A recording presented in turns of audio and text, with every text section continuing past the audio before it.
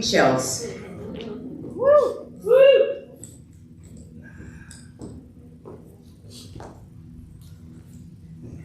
Thank you, thank you, thank you. Second shot and Pete Kirkland. Lots of love online.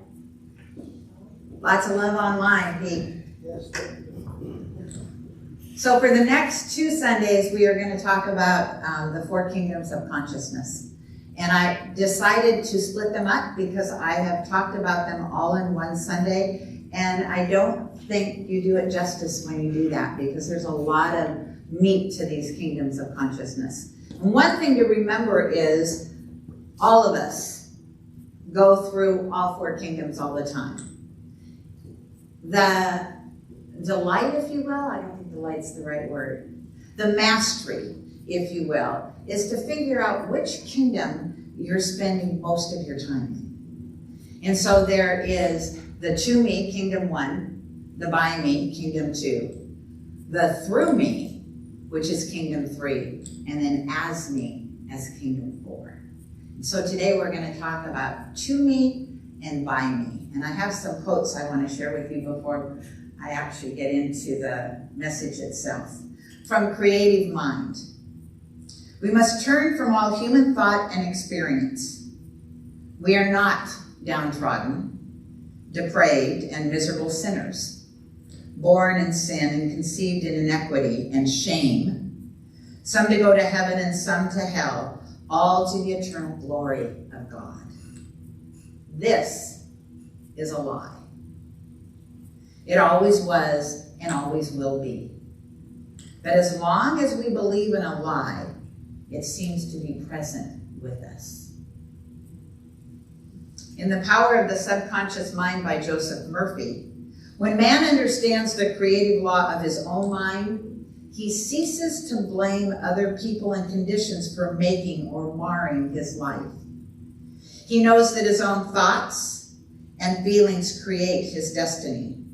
Furthermore, he is aware that externals are not the causes and conditioners of his life and his experiences. To think that others can mar your happiness, that you are the football of a cruel fate, that you must oppose and fight others for a living, all these and others like them are untenable when you understand that thoughts are things. And then Ernest Holmes in 365, Science of Mind. Yesterday is forever past. We cannot relive it. No matter how we may regret what happened yesterday, it is impossible actually to live it over again. But too often in imagination, we do live it over again and again. And in so doing, bring all the misery of yesterday into today. Learn to forget yesterday. After we have gone over it and learned by our mistakes, the thing to do is to correct those mistakes and forgive ourselves for anything we have done. All of those support Kingdom 1. Kingdom 1, to me. Poor, poor me. Shame, blame, and regret are defining qualities of being in Kingdom 1. When we can't release shame, when we are so attached to things that we have done in the past, that we can't forgive ourselves and move forward, what we create is a stuckness in that beingness of shame. And shame is an energy like anything else. So if I'm living and breathing and being ashamed, guess what?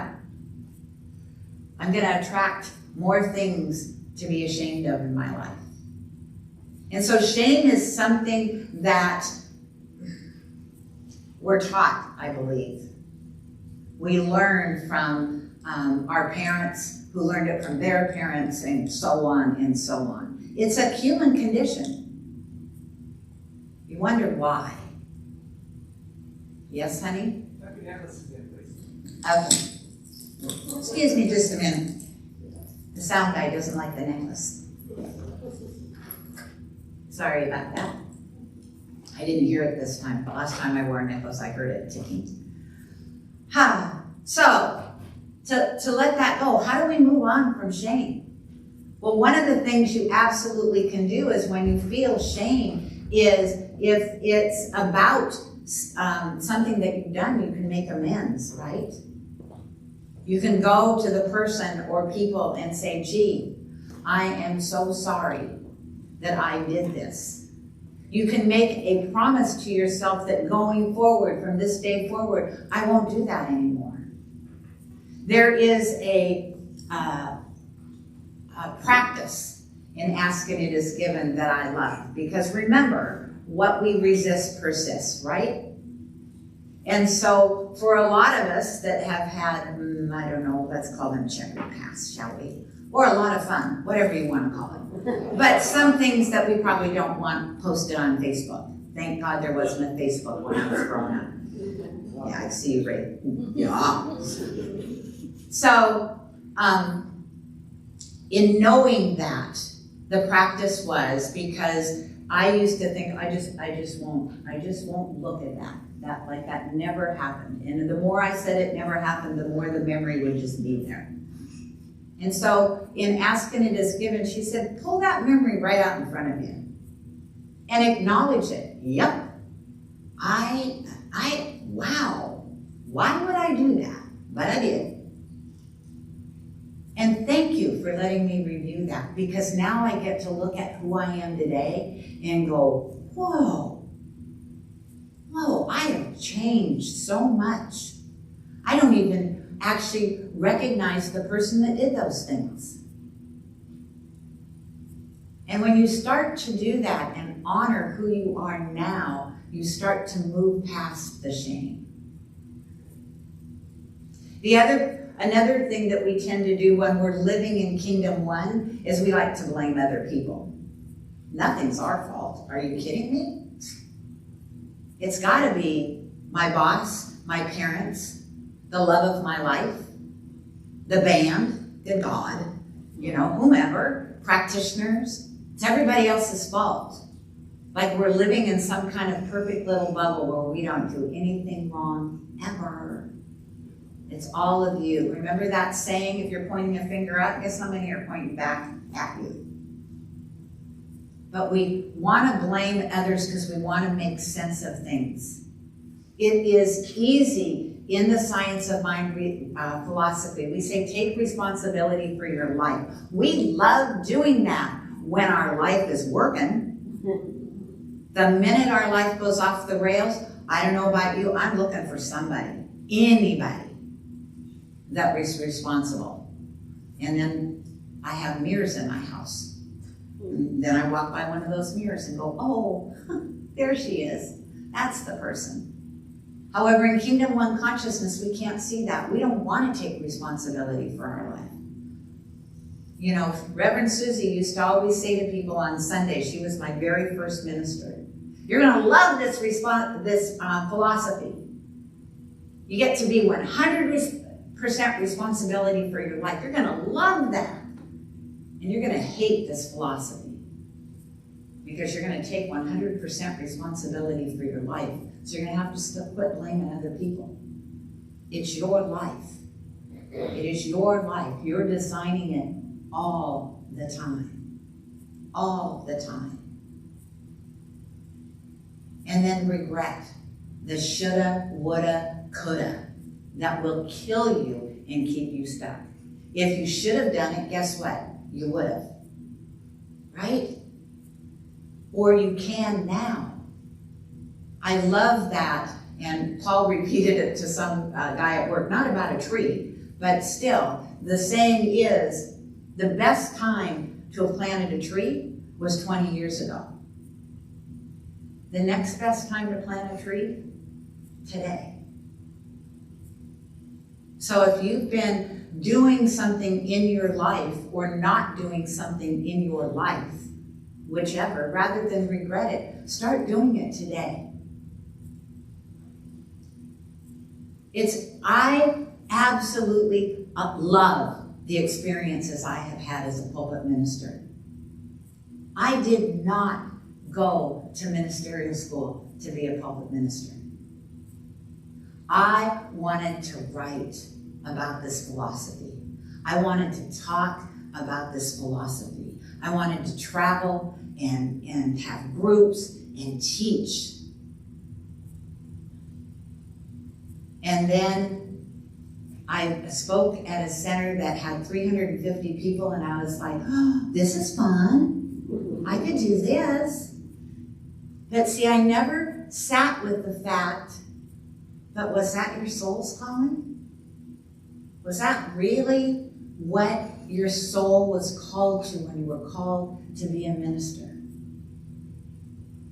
And it's not like I regret anything about being a pulpit minister. It has taught me so much about myself and about who I am and what I really want to do. And so it's like all of that was an opportunity for me to grow into this person that could actually write a book now. I mean, it's great to say you're going to write a book. However, sitting down and doing it, I had a tough time writing a chapter. To write a whole book. But what is it in your life that you may have taken a detour? That you really, really, really want to do and you're kind of close. But it's not what your calling was. And so instead of regretting it, plant your tree today. You didn't do it 20 years ago, do it today. So Kingdom 1 is all about life happening to us. That we're making the assumption that we're just pawns in some big master plan. We have no control over anything. Now, babies when they're born, absolutely, they live and breathe in Kingdom 1, don't they? When they want something, they open their mouth and yell at us, and they're fed and they're changed and they're cuddled and they're loved and they're cooed at. But if any of you, and most of you, a lot of you have raised children, you know right about 1, but let's say 1.5, they start to get their sea legs, and it's like, don't hold my hand. Don't feed me. You know, they put my food out on the little tray so I can get it in my hair and miss my mouth, and this is fun, right? They start to get their personalities. They start to move out of Kingdom 1. So every kingdom has a purpose. So Kingdom 2, by me. How many of you remember the first time you walked into a Science of Mind church? Boy, wasn't it very cool? Oh, you mean I can create parking spaces? Right? Wasn't that the big thing that we were gonna, God forbid if we all ended up in the same parking lot at the same time. I don't know what would have happened then. But that was the big thing, is to just imagine that. And they would, and we would be surprised. We never thought that there might be an extra force out there helping us with this. It was all about, oh, I can do this. I can visualize what I want my life to look like. I can start mind mapping and making boards, and it was me, I'm doing it all. And then we start to realize, well, if that's true, then I could have been doing it before when I was the victim. So there's gotta be, we start to learn there's something else in play, right? Something else in play. But the by me, it's an important step. How many of you saw The Secret before you found a Science of Mind church? Right? And there were a lot of people in Science of Mind churches deeply invested in our philosophy that kind of resented The Secret because they didn't really talk about an external force per se. They just talked about the power that you have, the by me. My thought was, yeah, but think of how many people didn't know anything about this philosophy at all. And The Secret opened up that door for them. I was like, rock on. That's fabulous. That people who would never think about having any sort of really connection with what they were thinking was creating their reality, and The Secret introduced them to them, why not? Whatever chips away darkness, yay.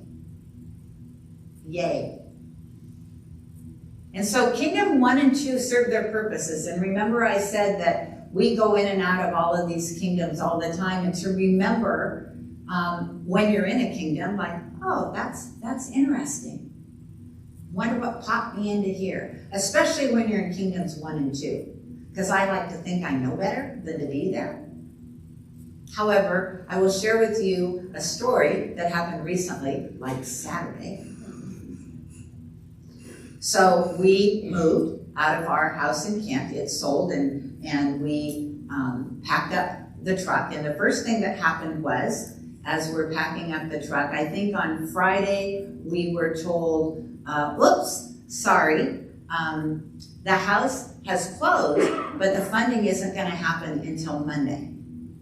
Because evidently people in New York only remember Veterans Day once a year, and that's when it's actually happening, even though it's been going on for 40 plus years, because that was their, oh, we forgot it was Veterans Day.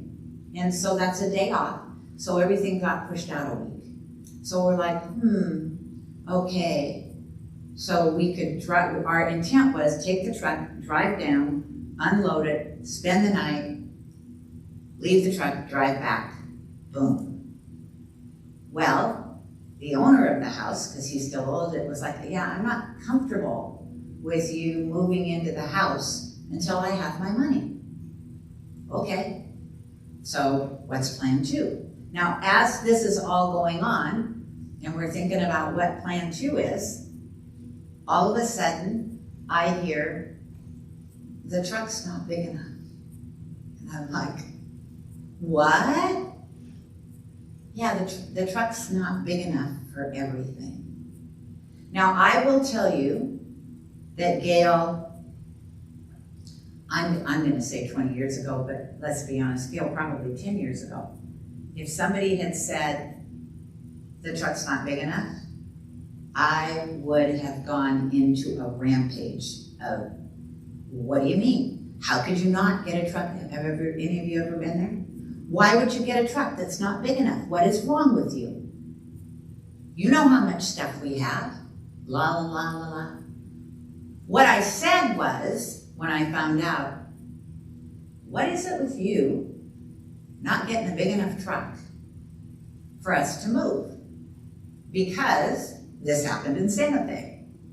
And in Santa Fe, because we were traveling 1,500 miles, we left things, because when there's not room on the truck, you can't go back. I mean, you could, but we didn't. I said it twice. The second time I said it, I heard, stop it. The truck isn't big enough. You saying, like, what is it with you and not getting a big enough truck? Twice was 2 times too many. It doesn't change the size of the truck. So what are you gonna do? So then I went into Buy Me. Oh, there's a U-Haul place right across the street. I'll just go over there and I'll rent a smaller truck and we'll take that down and then we'll figure out how we're gonna drive back because we both be driving a truck. I went to U-Haul and they told me what it was gonna cost and I was like, yeah, no. And I would have to go to Puyallup to pick it up. I'm like, no. So plan 3. But what I realized was to watch myself. I believe most of you have been in this philosophy long enough that when you get into places where you know consciously, I shouldn't be behaving like this, that you kind of go, okay, let me just watch myself and figure out, like, what is that all about?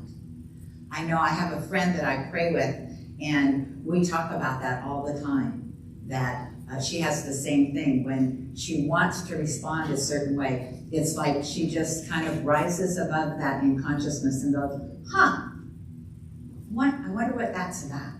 Like, why is that important? But when we are in victimhood consciousness, we're not thinking about, gee, you throwing a temper tantrum is not going to make that truck grow 10 feet. It's just not. And now all you've done is upset everybody. But when we're in victimhood consciousness, or at least when I was living there most of my life, I didn't think about the temper tantrum not getting me what I wanted. What it got me was a release of a lot of pent-up energy that probably had nothing to do with what was happening in the moment. Do all of you kind of get that? Have you been there? Well, please tell me you've been there and I'm not doing this by myself. Thank you. Thank you for raising your hand. Yeah.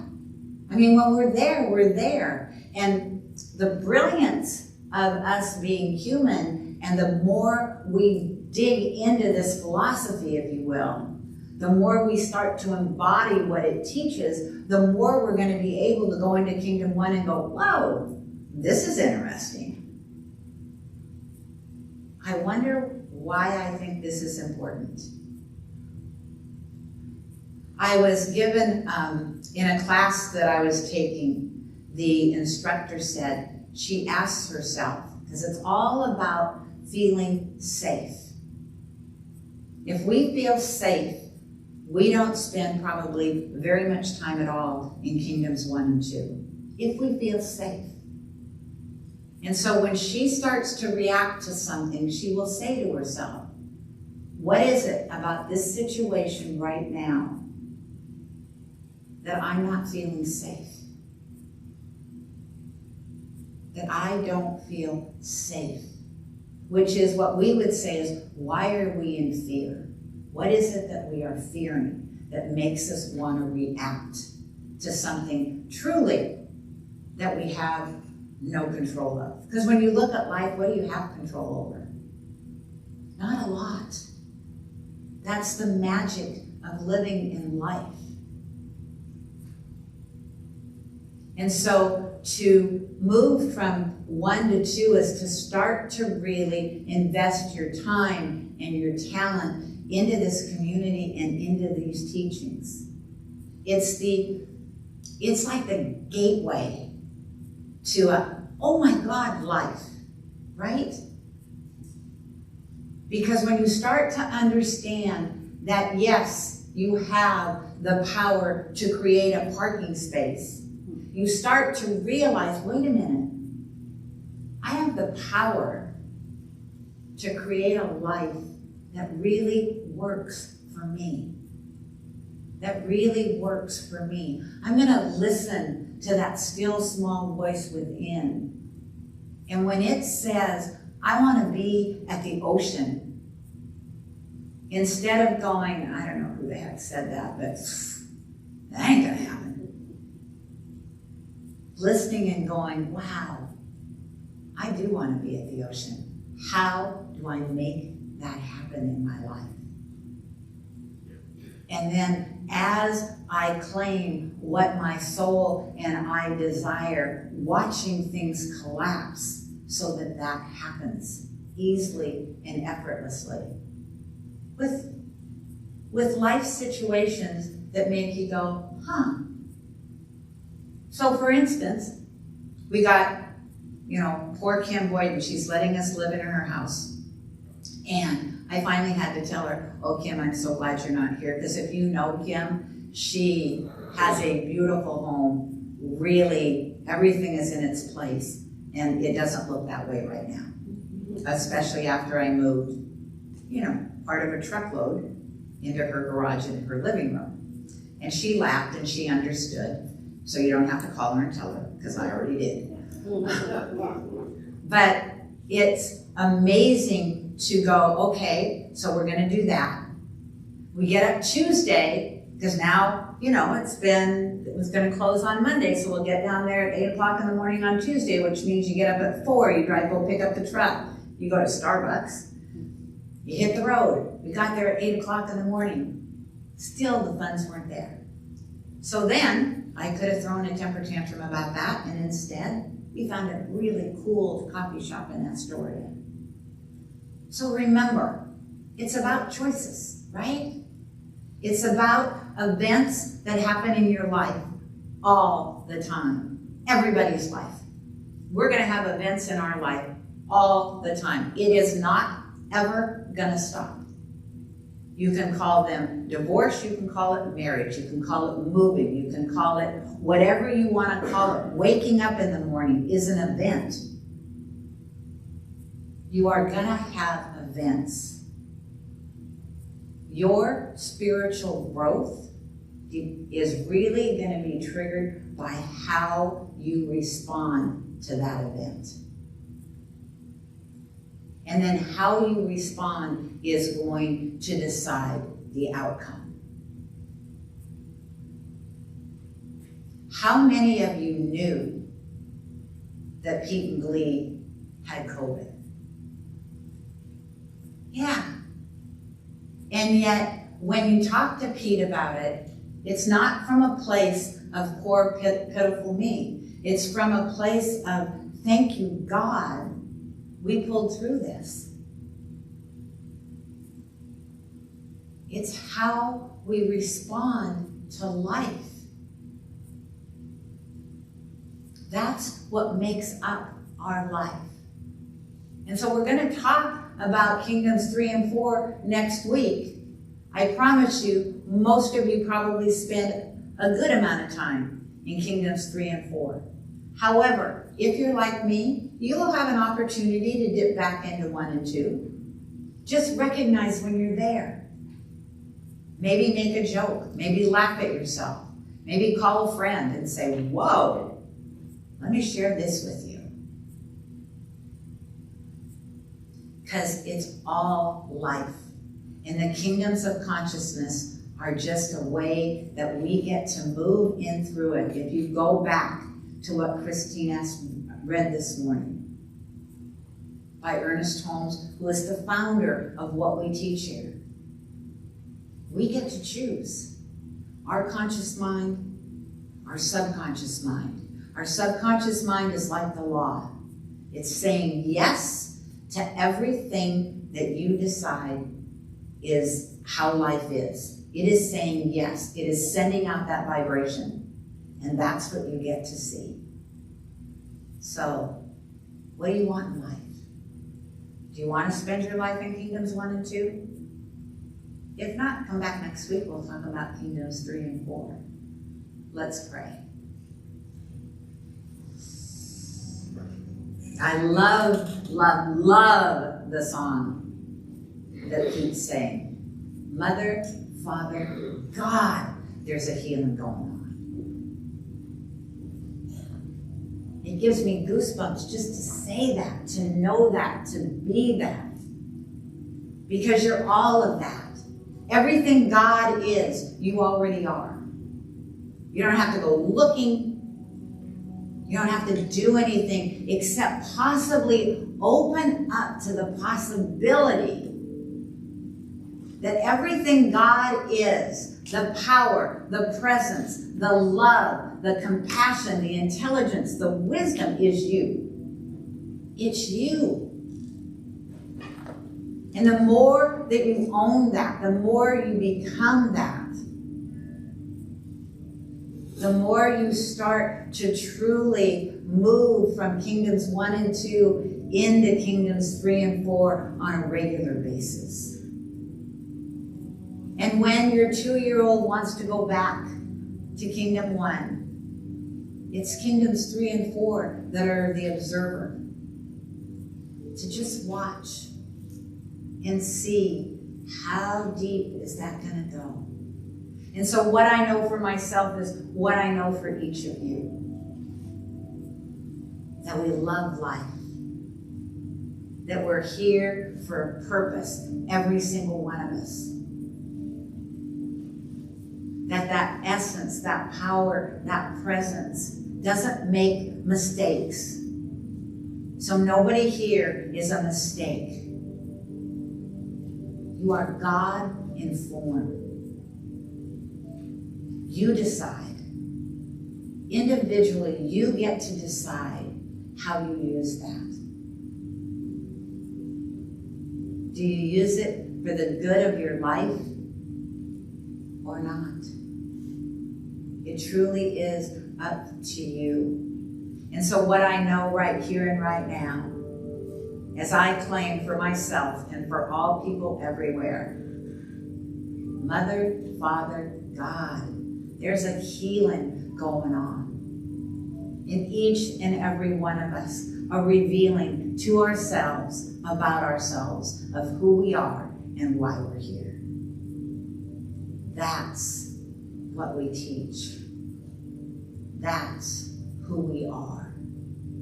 That's why we claim Genesis as home. So I give great, great thanks to this knowing, to this presence, to this power. I give thanks for the wisdom and the intelligence and the love that is me and all of you. I release these words into the law, knowing that as it is spoken, it is done. God has said yes, for that's what it does. And it is in that yes that we feel and know all is well. And all is exactly as it should be. With that together we say, and so it is. Please welcome back Pete Kirkland and Second Shot.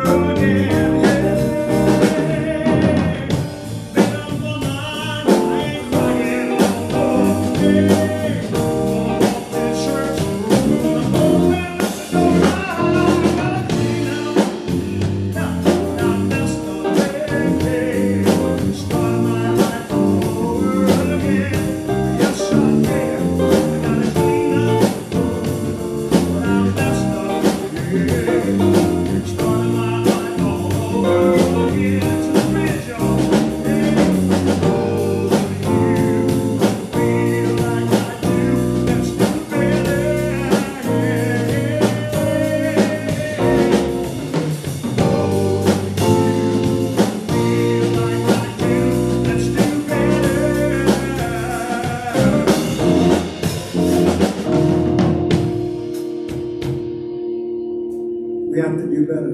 We simply have to. Thank you so much.